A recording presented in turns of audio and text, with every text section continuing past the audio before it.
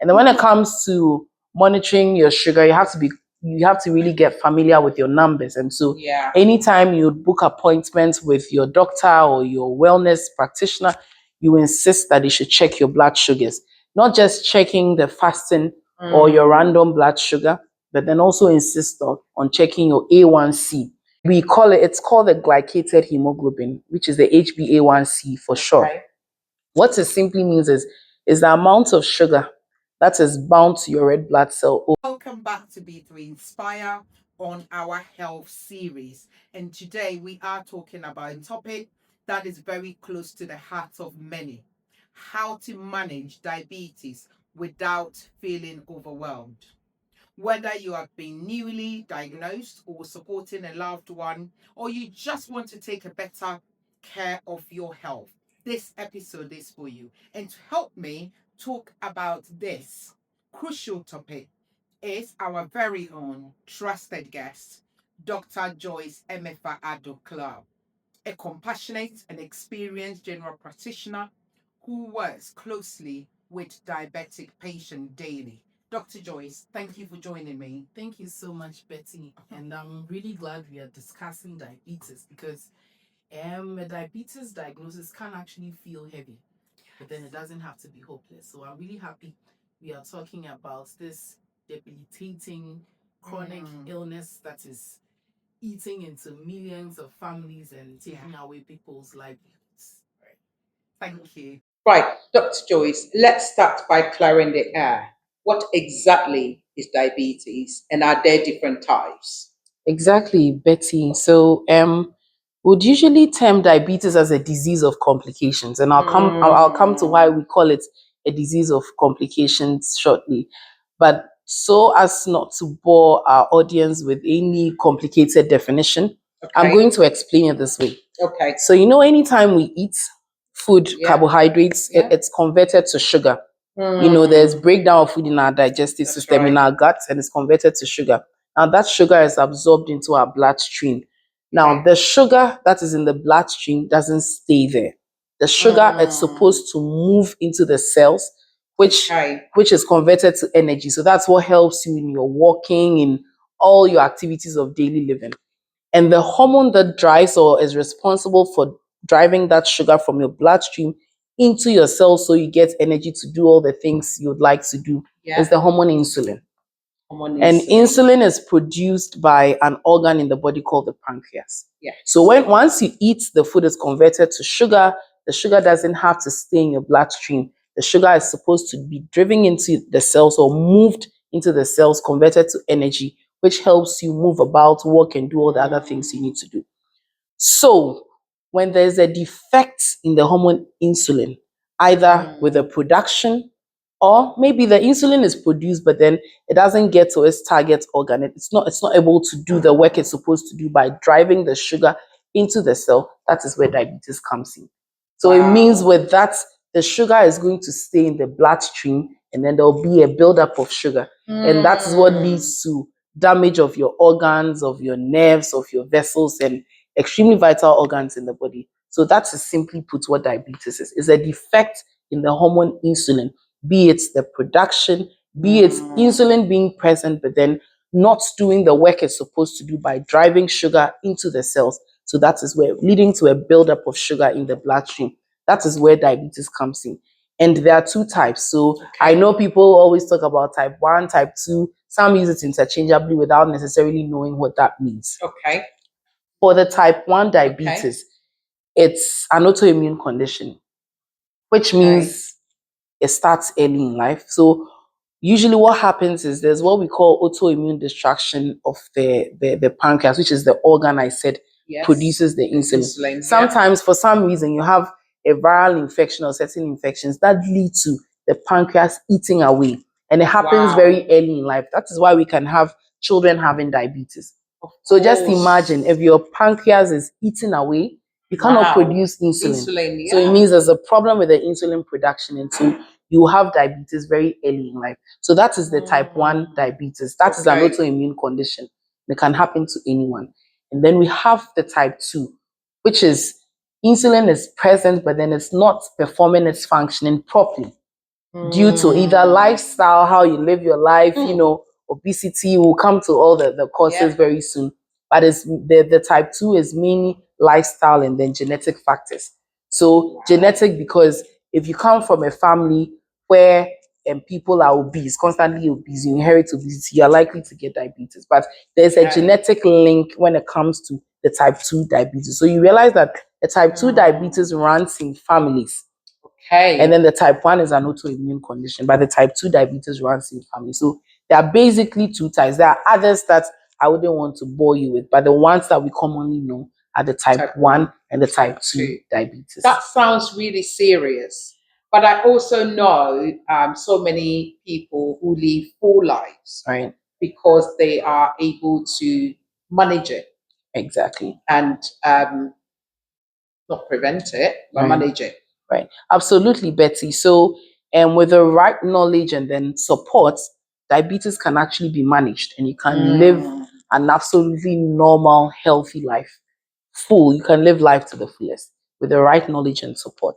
You follow all your doctor's prescription, you adhere to instructions, you can live a very normal life. Amazing. Hearing this, especially when it's type 2 diabetes, okay, I want to talk about the emotional side of things. That can feel really overwhelming if someone later on in life discovered or that they've been diagnosed with type 2 diabetes. What do you see in your practice when it comes to emotional? Right. In my practice, I mostly see fear. I see denial. I see guilt and sometimes shame. People feel that they failed particularly when it comes to the type 2 diabetes, but that mindset isn't helpful. Right. So how do we shift that? How do we shift that mindset? Right. So I'll first of all start by saying you didn't necessarily fail. You've had to just change your lifestyle. You've had to just move to a new way of living. And so if you have diabetes, if you end up developing type 2 diabetes, you did not necessarily fail. You are just learning a new way of life. And it's a journey, it's not a punishment. And so with the right support from friends, from family, from even peer groups, you can be able to journey through it. And can I ask this question? If it is lifestyle that can lead to type 2 diabetes, can that be reversed? Right. I've heard certain myths that say, oh, I had diabetes and it was reversed. If you had diabetes and it was reversed, then let me announce to you, then it wasn't actually a diagnosis of diabetes. Probably you were on the edge, because of course when it comes to the monitoring, there are certain parameters that you use. So imagine this. You go to your doctor. I'm sure you hear certain labs that we do, HbA1c or A1c for short. There's a way of monitoring your sugars or your numbers to know if you are pre-diabetic, if you are diabetic, or you're actually diabetic but with a poor control.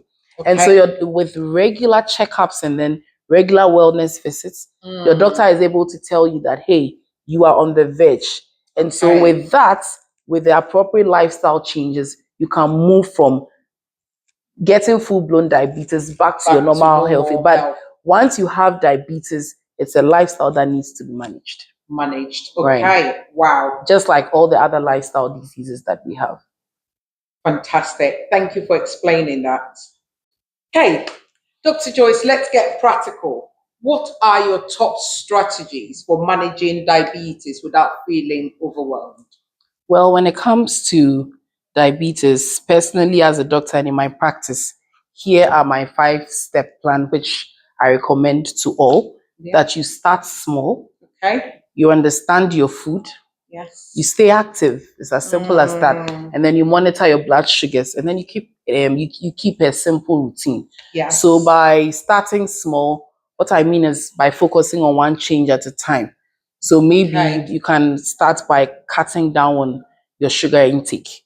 It can be as simple as taking a 10-minute walk a day. So that is about starting small. And then understanding your food. We need to understand that carbohydrates impact on our blood sugar.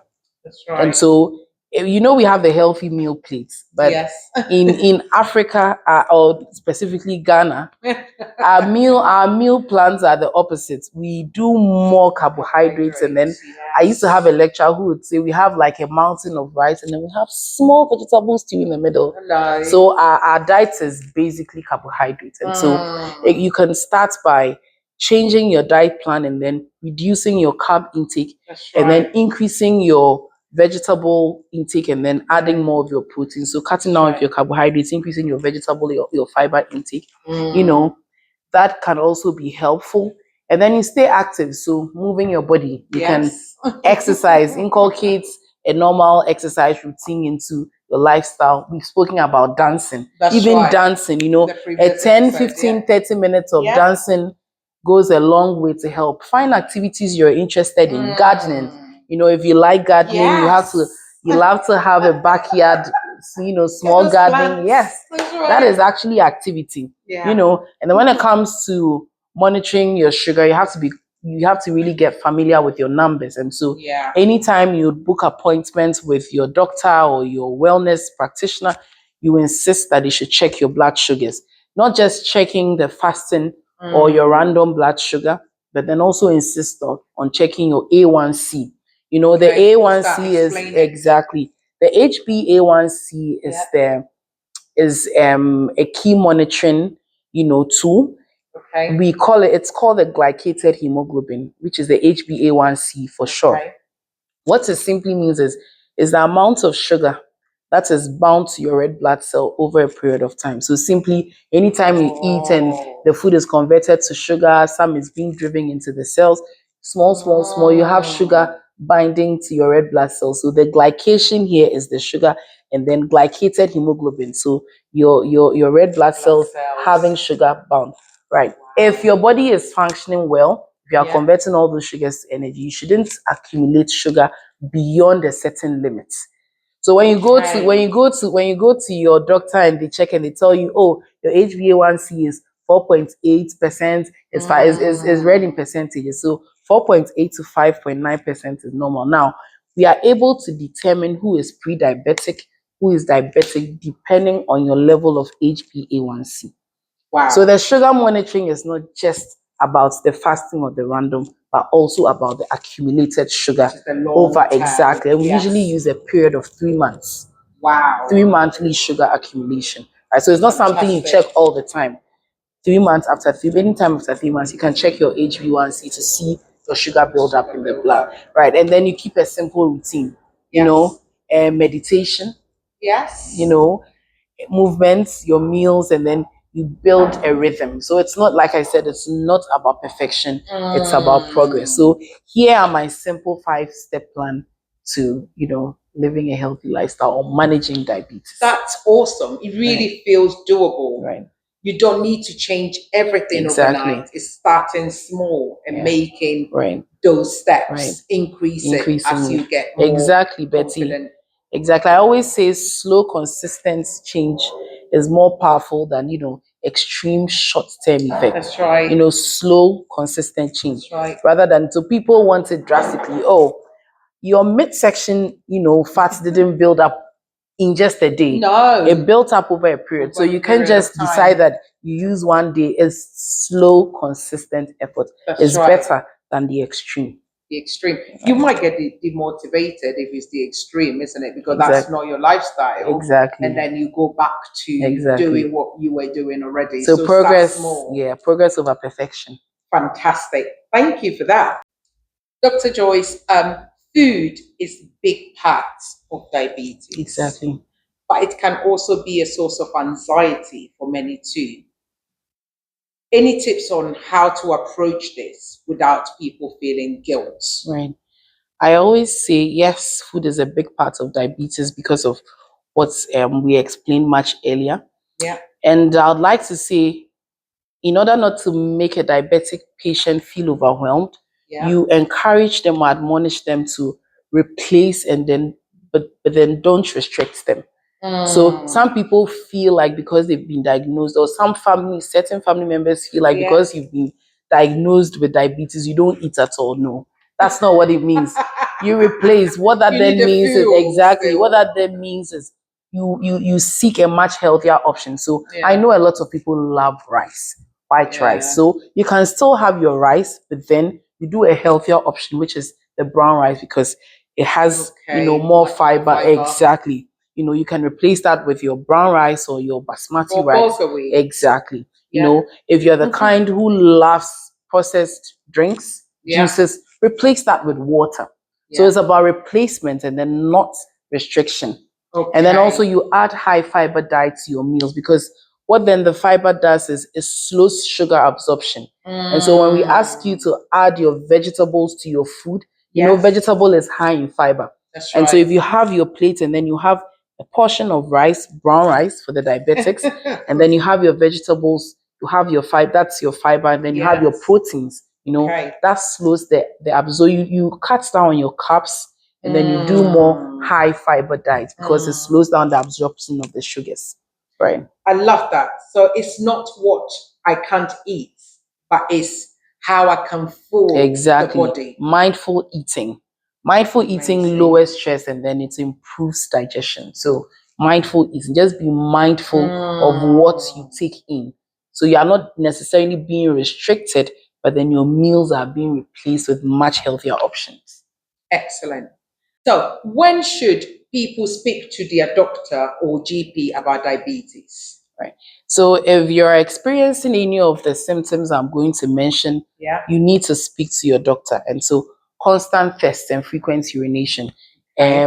We call it polydipsia and then polyuria in medical terms. So you find that your mouth is constantly dry or you're constantly thirsty is a cause for concern. You need to report to your doctor. The polyuria is about going to pee and you find that the volume of urine at a time is a lot. It's not commensurate with the water you are taking in. It's different if you are the kind who drinks a lot of water and then you go passing large volumes of urine. That's different. When you notice that you are passing large volumes of urine that you cannot count for, because you realize that in a day I'd have drank just 500 mils or 1 liter of water, but then what I'm passing out is more than what I'm taking in. More water. That's a cause for concern. So constant thirst, Yeah. passing large volumes of urine or frequent urination. Then for some people, it may be as subtle as, I just recently realized that I'm losing so much weight. I cannot explain the weight loss. It's not that I'm dieting. I do not have any other chronic medical condition, but I just keep losing weight. You may want to speak to your doctor about it. And then you have a wound and then the wound is slowly healing. You have a wound and for no reason your wound is not healing well. You need to speak to your doctor. So the three basic ones are what in medical terms we call polyuria, which is passing the large volumes of urine, frequent urination, polydipsia, which is the excessive thirst, and then polyphagia. You are constantly hungry. You are always eating. It's like you want to eat everything. After having a meal, the next thing you know, you're hungry again. So you keep eating. So these three are very basic. These are symptoms that people will usually present it. But aside that, fatigue, you feel slow, you don't have energy to do the things that you're doing, or you have slow healing wounds. These are all symptoms you look out for. Once you start experiencing any of these, you need to speak to your doctor. Joyce, what is the one advice you would give to someone who's just got diagnosed with diabetes and is feeling really overwhelmed? Right. So anyone out there who's been diagnosed with diabetes, I'll just like to say to you that you are not alone. Okay. Your diagnosis is not the end. It's just the beginning of taking charge, taking full control of your health. So with the right tools and then with the right mindset, you can live well, you can thrive and even inspire others. So you are not alone in your diabetes diagnosis. It's a journey, and with the right support from friends, from family members, and even from peer groups, you can live a perfectly normal life. Amazing. That is so good, Dr. Joyce. Thank you for joining us once again. To our listeners, if this video has really inspired you, has been informative, and has brought you value, I'd like to remind you to subscribe, like, share with someone who needs to hear this. And until next time, remember, build your foundation, believe in your potential, and become unstoppable. Thank you, Dr. Joyce, for joining us once Thank again. you. Thank you, Betty. Thank you so much. And to anyone out there listening, as always, remember, you are stronger than you think. Absolutely. You are stronger than you think. See you on the next episode.